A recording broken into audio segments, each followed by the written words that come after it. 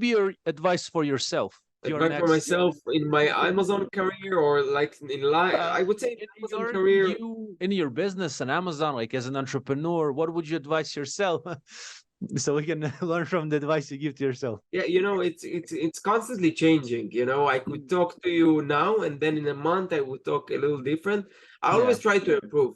So I think learning is really a key. And I learn from anyone. I learn from the most beginner guy to the most advanced guy. And I take it in perspective.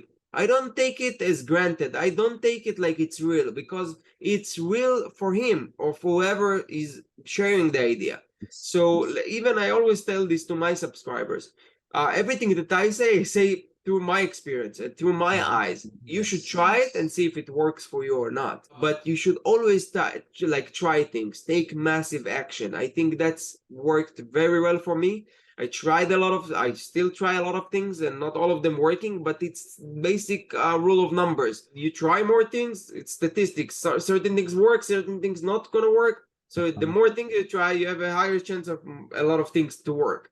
Discipline, I think discipline is something very important, because it allows you to execute your ideas and execute them and be more efficient, or just do what you tell yourself. Yeah, man.